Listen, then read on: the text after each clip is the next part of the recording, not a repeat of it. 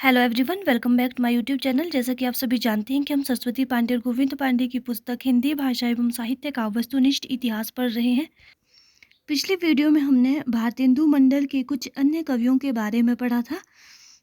इसमें सबसे पहले हमने भारतेंदु के बारे में पढ़ा था, उनकी कुछ काव्यकृति और रचनाओं को देखा था। और उसके बाद हमने जो दूसरे नंबर पर आते हैं बद्री नारायण चौधरी के बारे में पढ़ा था।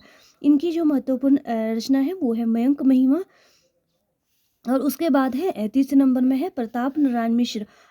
एग्जाम में पूछा जा सकता है कि भारतेंदु मंडल में इनमें से कौन से कवि नहीं है, तो आपको ध्यान रखना है कि कौन कौन से कवि जो है भारतेंदु मंडल में आते हैं।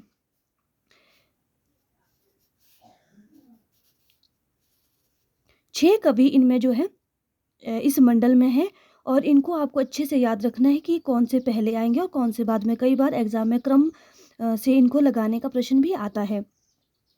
तो आगे देखते हैं प्रताप नारायण मिश्र। इनकी जो महत्वपूर्ण रचना है वो है हरगंगा।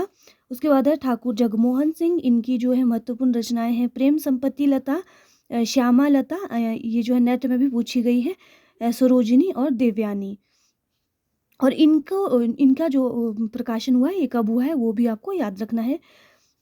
आगे देखते हैं अंबिका दत्त व्यास। इनकी जो महत्वपूर्ण रचना है हो होरी और कुछ अन्य है पावस पचासा और सुकवि सतसई।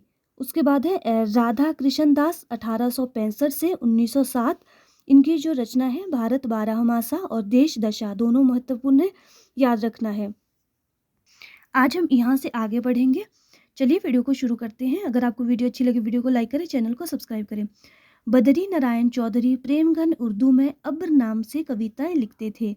किस नाम से लिखते थे? बद्री नारायण चौधरी उर्दू में ये अब्र नाम से कविताएं लिखते थे, याद रखना है। प्रेमघन की समस्त काव्यकृतियों का संकलन प्रेमघन सर्वस्व शीर्षक से किया गया है। जो प्रेमघन की जो जितनी भी काव्यकृतियां हैं उनका संकलन कहाँ पर है? प्रेमघन सर्वस्व में संकलित है। प्रेमघन ने विलायत में दादा भाई नौरोजी को काला कहे जाने पर क्षोभपूर्ण कविताएं लिखी थी। पूछा जा सकता है कि किसने विलायत में दादा भाई नौरोजी को काला कहे जाने पर क्षोभपूर्ण कविताएं लिखी थी, तो किसने लिखी थी? प्रेमघन ने। प्रेमघन की कविताओं में यति भंग प्राय मिलता है। क्या मिलता है? यति भंग प्राय मिलता है। इन्होंने मयंक महिमा की रचना खड़ी बोली में की। पहले भी मैंने बताया कि इनकी जो महत्वपूर्ण रचना है वो है मयंक महिमा। इसकी रचना किस भाषा में हुई है? खड़ी बोली में हुई है, याद रखना है।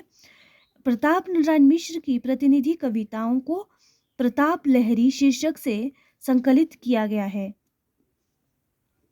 प्रताप नारायण मिश्र ने हरगंगा, त्रिप्यम ताम, बुढ़ापा, हिंदी की हिमायत शीर्षक से महत्वपूर्ण कविताएं लिखी है।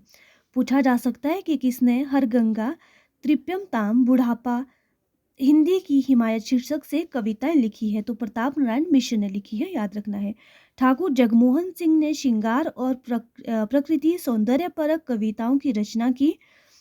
जो ठाकुर जगमोहन की कविताओं में क्या दिखता है कि प्राकृतिक सौंदर्य परक कविताएं इन्होंने लिखी है और श्रृंगार की। इन्होंने विंध्य क्षेत्र की प्रकृति का वैविध्य पूर्ण वर्णन किया है। जगमोहन सिंह ने कालिदास कृत ऋतुसंहार और मेघदूत का ब्रज भाषा में अनुवाद किया है। पूछा जा सकता है कि ऋतुसंहार और मेघदूत का अनुवाद किसने किया है? तो ये किया है जगमोहन सिंह ने। किस भाषा में? ब्रज भाषा में किया है। अंबिका दत्त व्यास ने अपने कवि जीवन का आरंभ कविता वर्धनी सभा में पूरी अमी की कटोरियां सी चिरजीवी रहो विक्टोरिया रानी समस्या की पूर्ति करके किया और इस पर उन्होंने सुकवि की उपाधि प्राप्त हुई थी। किसको हुई थी सुकवि की उपाधि प्राप्त? ये हुई थी अंबिका दत्त व्यास को। आगे देखते हैं अंबिका दत्त व्यास ने खड़ी बोली में कंसवध, जो इनका अपूर्ण रहा है, शीर्षक प्रबंध काव्य की रचना की। किसने की थी? कंसवध की। तो ये की थी अंबिका दत्त व्यास ने खड़ी बोली में कंसवध शीर्षक प्रबंध काव्य की रचना की थी। साथ ही फारसी छंद में दशरथ विलाप नामक कविता खड़ी बोली में लिखी। दशरथ विलाप किसकी है?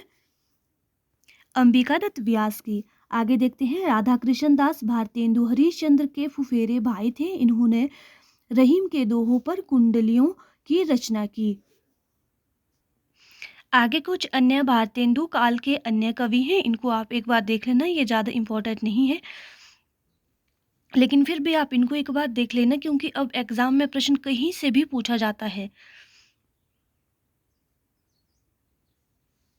आज हम इतना ही पढ़ेंगे, यहाँ से आगे हम कल पढ़ेंगे। कल हम पढ़ेंगे भारतेंदु युगीन कवियों की महत्वपूर्ण काव्य पंक्तियाँ।